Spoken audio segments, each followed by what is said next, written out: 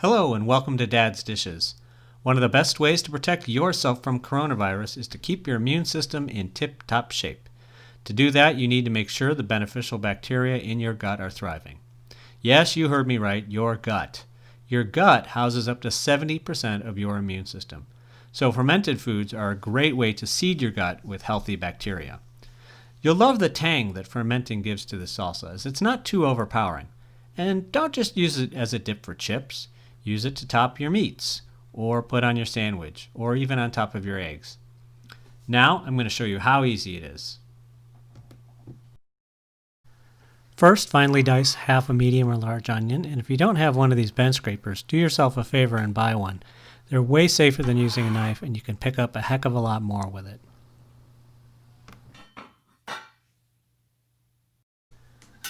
Next, finely dice 2 large tomatoes. Next, finely dice 1 medium green pepper. And I did not include these because my family does not enjoy spicy. But if you are inclined on the spicier side, dice 1 or 2 jalapeno peppers and put those in there as well.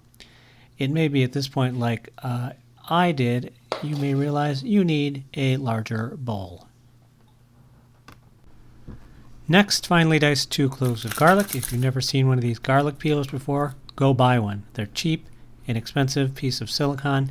Makes peeling garlic so much easier.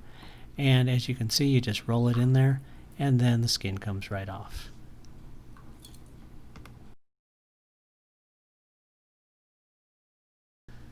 Next, lemon or lime juice to taste. I added about 2 tablespoons of lime juice, and I did not have cilantro, but it would make a refreshing and delightful addition to this if you added about a handful of chopped cilantro.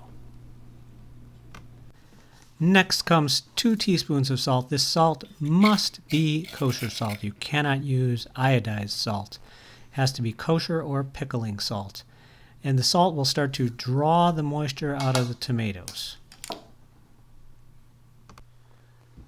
Then mix everything together really well so everything will be evenly distributed.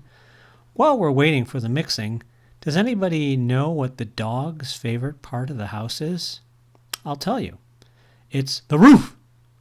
Thank you to the Dad Jokes app, available on Android. I'll put a link to that in the description below.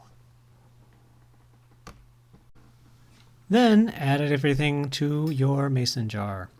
And I'm absolutely sure that you'll be able to add it far more gracefully and with far less spills than I did.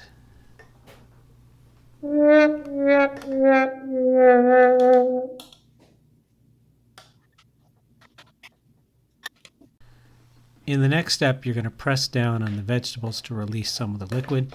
Use whatever you got. I'm using a tamper from my high-speed blender, but maybe a meat tenderizer might fit in the jar, or just the back of a wooden spoon even. Or if you want to use a pair of tongs, you could even use the mason jar weight that comes with your fermenting kit. And then you can fill a little bit more to the top, press down a little more, and be sure to leave at least 2 inches at the top though, because you're going to need a little airspace and need to fit in your fermenting weight. So you're going to use a clean pair of tongs, not your hands, and drop that weight in there ever so carefully.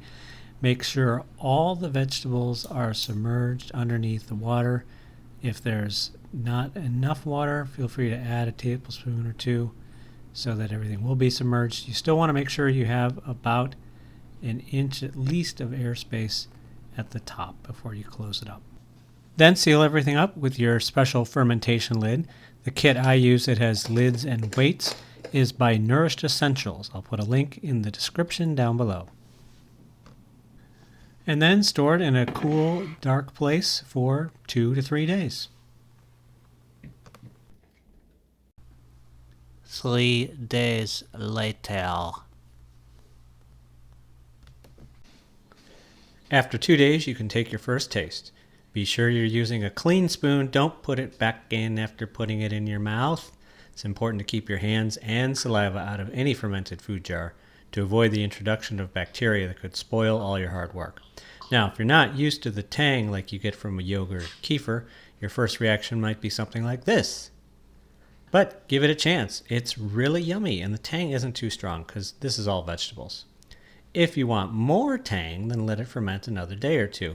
Just reseal the jar, and if you bought a fermenting kit that came with an oxygen extracting pump, give it 2 to 3 pumps. When your salsa is ready to your liking, remove the fermenting lid, replace it with the mason jar lid, and store in the refrigerator. Be sure to check out my other recipes for fermenting to add more goodness to your gut and overall health and well-being. Tell me what you think in the comments below. And please like, subscribe, and share this with someone to help them better their health. See you next time.